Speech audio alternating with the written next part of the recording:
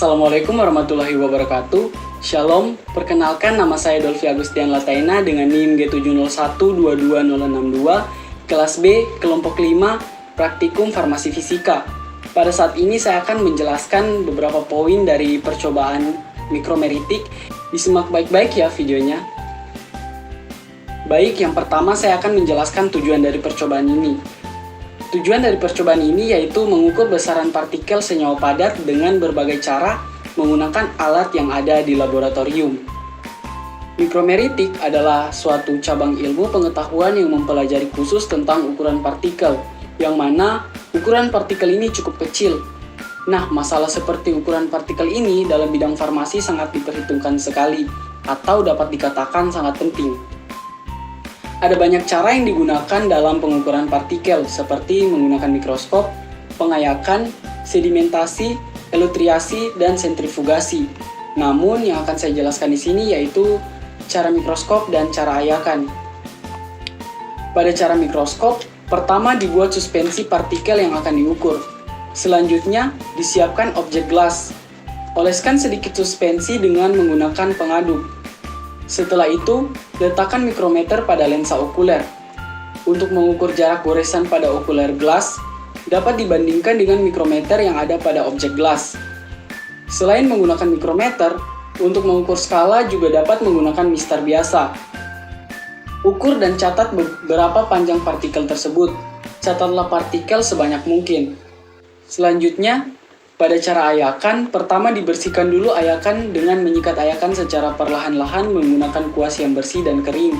Setelah itu, pasang set ayakan secara teratur dengan nomor mesh besar berada di bawah dan yang kecil di atas. Selanjutnya ditimbang kurang lebih 50 gram zat yang akan diukur partikelnya. Tempatkan pada ayakan paling atas. Lalu tutup dan jalankan mesin dengan kecepatan separuh dari kecepatan maksimum selama setengah jam.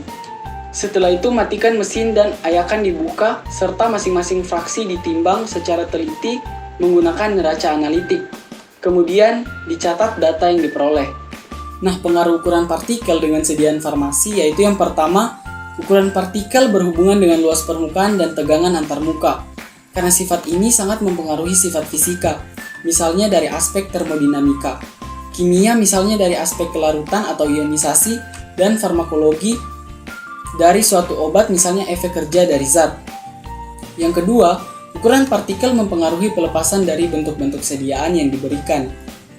Yang ketiga, ukuran partikel mempengaruhi kekompakan tablet, kestabilan emulsi, dan suspensi.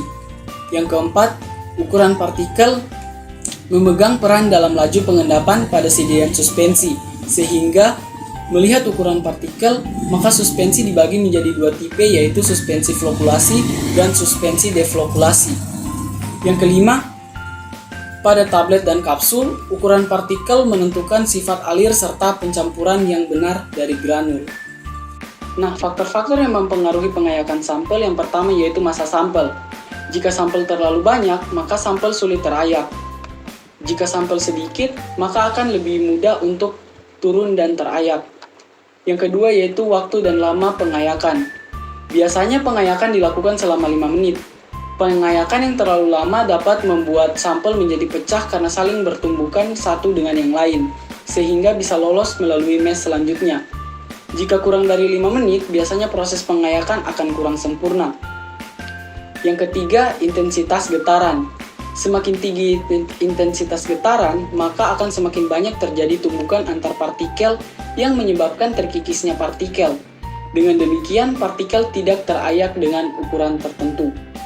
Nah, aplikasi dari percobaan ini dalam bidang farmasi yaitu seorang farmasis dapat mengukur dan menghitung luas permukaan suatu zat padat, yang dimana hal ini berperan penting dalam pembuatan sediaan obat, seperti mengetahui sifat fisika dalam formulasi obat, pelepasan obat yang diberikan secara peroral, suntikan dan topikal, pembuatan obat suspensi dan emulsi, serta stabilitas suatu obat.